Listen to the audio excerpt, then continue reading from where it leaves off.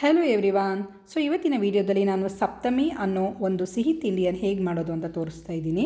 ಸಪ್ತಮಿ ಅಥವಾ 7 ಕಪ್ ಅಂತ ಹೇಳ್ತೀವಿ. ಆಲ್ಮೋಸ್ಟ್ ಎಲ್ಲರಿಗೂ ಗೊತ್ತಿರುತ್ತೆ. ಹಾಗೆ ಇದನ್ನು ಮಾಡೋದು ಈಸಿ, ಹಾಗೆ ಟೇಸ್ಟ್ ಕೂಡ ತುಂಬಾ ಚೆನ್ನಾಗಿರುತ್ತೆ. ಈವನ್ ಮನೆಯಲ್ಲಿ ಇರೋ ಇಂಗ್ರೀಡಿಯೆಂಟ್ಸ್ನ ಯೂಸ್ ಮಾಡಿ ನಾವು ಈಸಿಯಾಗಿ ಇದನ್ನು ಮಾಡಬಹುದು. ಈವನ್ ನನ್ನ ಮಗಳಿಗೂ ಸ್ವೀಟ್ ಅಂದರೆ ಇಷ್ಟ, ಹಾಗಾಗಿ ಏನಾದರೂ ಮಾಡಿಕೊಡು ಅಂತ ಯಾವಾಗಲೂ ಕೇಳ್ತಾನೆ ಇರ್ತಾಳೆ. ಸೊ ಈವನ್ ಈ ಸ್ವೀಟನ್ನು ನಮ್ಮ ಅಮ್ಮನ ಮನೇಲಿ ತುಂಬಾ ಮಾಡ್ತಾಯಿದ್ದೆ, ನನಗೂ ಕೂಡ ಇಷ್ಟ. ನಾನು ಆಲ್ಮೋಸ್ಟ್ ಒಂದು 20 to 25 ಟೈಮ್ಸ್ ಇದನ್ನು ಮಾಡಿರಬಹುದು. ಈವನ್ ಊರಲ್ಲೂ ಅಷ್ಟೇ ಏನಾದರೂ ತಿನ್ನಬೇಕು ಅನ್ನಿಸ್ದಾಗ ಈ ಸ್ವೀಟನ್ನ ಮಾಡ್ಕೊಳ್ತಾ ಇದ್ದೆ.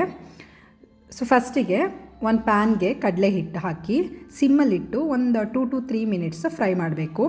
ಸ್ವಲ್ಪ ಹಸಿ ಸ್ಮೆಲ್ ಹೋಗೋ ತನಕ ಫ್ರೈ ಮಾಡಿಕೊಂಡ್ರೆ ಸಾಕು. ನೆಕ್ಸ್ಟ್ 1 ಗ್ಲಾಸ್ ತಣ್ಣಗಿರೋ ಹಾಲು ಮಿಕ್ಸ್ ಮಾಡಬೇಕು. ನಾವೇನು ಗ್ಲಾಸಲ್ಲಿ ಕಡಲೆ ಹಿಟ್ಟು ತೊಗೊಂಡಿರ್ತೀವಿ ಅದೇ ಗ್ಲಾಸಲ್ಲಿ ನಾವು ಎಲ್ಲ ಮೆಜರ್ಮೆಂಟ್ ಮಾಡಿ ಒಂದೇ ಇಂಗ್ರೀಡಿಯೆಂಟ್ಸ್ ಹಾಕ್ತಾ ಹೋಗಬೇಕು. ಕಡಲೆ ಹಿಟ್ಟನ್ನು ಹುರಿದಾದ್ಮೇಲೆ ಗ್ಯಾಸ್ ಆಫ್ ಮಾಡಿ ಹಾಲು ಹಾಕಬೇಕು. 1 ಗಂಟೆ ಇಲ್ದಂಗೆ ನಾವು ನೀಟಾಗಿ ಮಿಕ್ಸ್ ಮಾಡಬೇಕು. ಸೊ ನೆಕ್ಸ್ಟ್ 1 ಗ್ಲಾಸ್ ತುಪ್ಪ. ಇವಾಗ ನಾನು ಅರ್ಧ ಗ್ಲಾಸಷ್ಟು ಹಾಕ್ತಾಯಿದ್ದೀನಿ. ನಾನು ಮತ್ತೆ ಆಮೇಲೆ ಒಂದು ಅರ್ಧ ಗ್ಲಾಸಷ್ಟು ಹಾಕ್ತೀನಿ. ನೆಕ್ಸ್ಟ್ 1 ಗ್ಲಾಸ್ ಕಾಯಿ ತುರಿ, ಬಿಳಿ ಭಾಗ ಮಾತ್ರ ಹಾಕಿ. ಬೇಕು ಅಂದರೆ ನೀವು ಗ್ರೈಂಡ್ ಮಾಡಿ ಹಾಕಬಹುದು, ಬಟ್ ನಾನು ಡೈರೆಕ್ಟ್ ತುರಿದಿರೋ ಕಾಯಿನೇ ಹಾಕ್ತಾಯಿದ್ದೀನಿ. ಅದು ತಿನ್ನಬೇಕಾದ್ರೆ ಬಾಯಿಗೆ ಸಿಕ್ಕಿದರೆ ಚೆಂದ, ಹಾಗೆ ನಮ್ಮ ಮನೇಲಿ ಎಲ್ರಿಗೂ ಇಷ್ಟ ಆಗುತ್ತೆ. ಸೊ ಅದಕ್ಕೋಸ್ಕರ ಡೈರೆಕ್ಟಾಗಿ ಹಾಕ್ತಾಯಿದ್ದೀನಿ. ಸೊ ಅಟ್ ಲಾಸ್ಟ್ ಸಕ್ಕರೆನ ಆ್ಯಕ್ಚುಲಿ ನಾವು ಇಲ್ಲಿ 3 ಗ್ಲಾಸಷ್ಟು ಹಾಕಬೇಕು. ಬಟ್ ಸ್ವೀಟ್ ಕಮ್ಮಿ ಬೇಕು ಅನಿಸಿದರೆ ನೀವು ಬೇಕಾದರೆ 2.25 ಅಥವಾ 2.5 ಗ್ಲಾಸಷ್ಟು ಹಾಕಬಹುದು. ಸೊ ಈವನ್ ನಾನಿಲ್ಲಿ 3 ಗ್ಲಾಸ್ ಸ್ವೀಟ್ ಜಾಸ್ತಿ ಆಗುತ್ತೆ ಅಂತ 2.5 ಗ್ಲಾಸಷ್ಟು ಹಾಕ್ತಾಯಿದ್ದೀನಿ. ಎಲ್ಲ ಹಾಕಿದ ಮೇಲೆ ನೀಟಾಗಿ ಅದನ್ನು ಮಿಕ್ಸ್ ಮಾಡಿಕೊಂಡು ಮೀಡಿಯಮ್ ಫ್ಲೇಮಲ್ಲಿ ಒಂದು 15 to 20 ಮಿನಿಟ್ಸ್ ಮಿಕ್ಸ್ ಮಾಡಬೇಕು. 1 ಗ್ಲಾಸು ಶುಗರ್. ಆ್ಯಕ್ಚುಲಿ ಇದು 3 ಗ್ಲಾಸು ಶುಗರ್ ಇರೋದು, ನಾವು 3 ಗ್ಲಾಸ್ ಹಾಕ್ತಾ ಇಲ್ಲ. ಕಮ್ಮಿ ಸ್ವೀಟ್ ಬೇಕು ಅಂದರೆ ನೀವು 2.5 ಗ್ಲಾಸಷ್ಟು ಹಾಕೊಳ್ಳಿ ಸಾಕು. ಸೊ 2 ಗ್ಲಾಸು ಶುಗರ್ ಹಾಕ್ತಾಯಿದ್ದೀನಿ. ಇನ್ನೊಂದು ಅರ್ಧ ಕಡಲೆ ಹಿಟ್ಟು ತುಪ್ಪನೆಲ್ಲ ಹೀರ್ಕೊಂಡು ಅದು ಡ್ರೈ ಆಗ್ತಾಯಿದೆ ಅಂದಾಗ ಮತ್ತೆ ನಾವು ಅರ್ಧ ಗ್ಲಾಸಷ್ಟು ತುಪ್ಪ ಉಳಿಸ್ಕೊಂಡಿದ್ವಲ್ಲ ಅದನ್ನು ಹಾಕಿ ಮಿಕ್ಸ್ ಮಾಡ್ಕೋಬೇಕು. ಸ್ವಲ್ಪ ತಳ ದಪ್ಪ ಇರೋ ಪಾತ್ರೆನೇ ನೀವು ತೊಗೋಬೇಕಾಗುತ್ತೆ, ಇಲ್ಲಾಂದರೆ ತಳ ಹಿಡಿದು ಎಲ್ಲ ಕಪ್ಪಾಗಿಬಿಡುತ್ತೆ. ಅದಕ್ಕೋಸ್ಕರ ಸೊ ನಿಮಗೆ ಬೇಕು ಅಂದರೆ ಗೋಡಂಬಿ ಮತ್ತು ಬಾದಾಮಿನ ಕ್ರಷ್ ಮಾಡಿ ಹಾಕಬಹುದು, ಇಲ್ಲ ಅಂದರೆ ಬೇಡ. ಬಟ್ ನಾನಿಲ್ಲಿ ಸ್ವಲ್ಪ ಏಲಕ್ಕಿ ಮತ್ತು ಬಾದಾಮಿನ ಕ್ರಷ್ ಮಾಡಿ ಹಾಕ್ತಾಯಿದ್ದೀನಿ ಫ್ಲೇವರ್ ಮತ್ತು ಟೇಸ್ಟ್ಗೋಸ್ಕರ.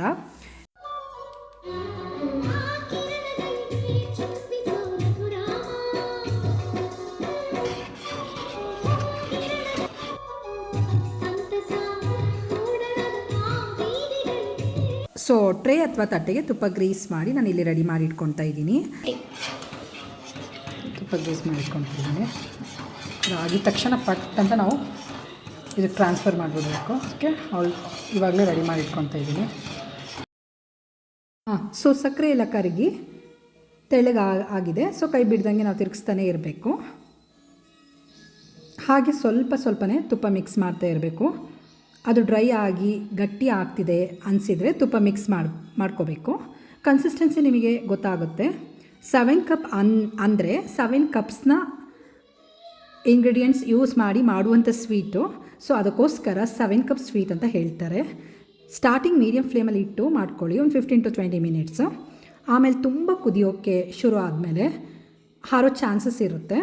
ಸೊ ಸ್ವಲ್ಪ ಉದ್ದ ಸ್ಪೂನು ಹಾಗೆ ಸ್ವಲ್ಪ ಸಿಮ್ಮಲ್ಲಿ ಇಟ್ಟು ಮಾಡ್ಕೊಳ್ಳಿ. ಲೇಟ್ ಆದರೂ ಪರವಾಗಿಲ್ಲ, ಕೈ ಮೇಲೆಲ್ಲ ಹಾರಿದರೆ ತುಂಬ ಉರಿ ಆಗುತ್ತೆ. ಸೊ ಅದಕ್ಕೋಸ್ಕರ ಇನ್ನೇನು ಆಲ್ಮೋಸ್ಟ್ ಗಟ್ಟಿ ಆಗ್ತಾ ಇದೆ, ತಳ ಎಲ್ಲ ಬಿಡ್ತಾ ಇದೆ. ತುಂಬ ಗಟ್ಟಿ ಆಗೋಕ್ಕೆಲ್ಲ ಬಿಡಬಾರ್ದು. ಗಟ್ಟಿ ಆದರೆ ಪ್ಲೇಟ್ ಮೇಲೆ ಸ್ಪ್ರೆಡ್ ಮಾಡೋದು ಕಷ್ಟ, ಹಾಗೆ ಪೀಸ್ ಮಾಡೋದು ಕೂಡ ಕಷ್ಟ, ಬೇಗ ಡ್ರೈ ಆಗಿಬಿಡುತ್ತೆ. ಸೊ ತಣ್ಣಗಾದಮೇಲೆ ಪೀಸ್ ಮಾಡಬೇಕು. ತುಂಬ ಡ್ರೈ ಆದಮೇಲೆ ಆಗಲ್ಲ. ನಿಮಗೆ ಯಾವ ಶೇಪಲ್ಲಿ ಬೇಕು ನೀವು ಆ ಶೇಪಲ್ಲಿ ಕಟ್ ಮಾಡ್ಕೋಬಹುದು. ಮೇಘವೇ ಸಂದೇಶ ಪ್ರೇಮಕ್ಕೆ ಸಂಕೇತ ಬಣ್ಣದ ಆಕಾಶ ಋತುಗಳು ನಿನ್ನ ಕಾದು. ತಳ ಬಿಡ್ತಾ ಇದೆ ನೋಡಿ, ಈ ಥರ ಕನ್ಸಿಸ್ಟೆನ್ಸಿ ಬಂದಿದೆ. ಆಲ್ಮೋಸ್ಟ್ ಇದು ಆಗಿದೆ, ಅಲ್ಲ ಇನ್ನು ಸ್ವಲ್ಪ ಹೊತ್ತು ನೋಡಿ. ಈ ಥರ ಫುಲ್ ತಳ ಬಿಡಬೇಕು.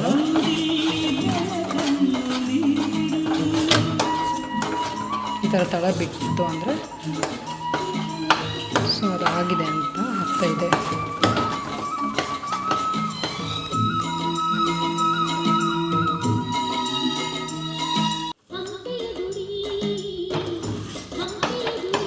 ಸಾಕು. ತುಂಬ ಗಟ್ಟಿ ಆದರೆ ಮತ್ತೆ ಹಾರ್ಡ್ ಅನಿಸುತ್ತೆ, ಸ್ಮೂತ್ನೆಸ್ ಇರಲ್ಲ ರೀ.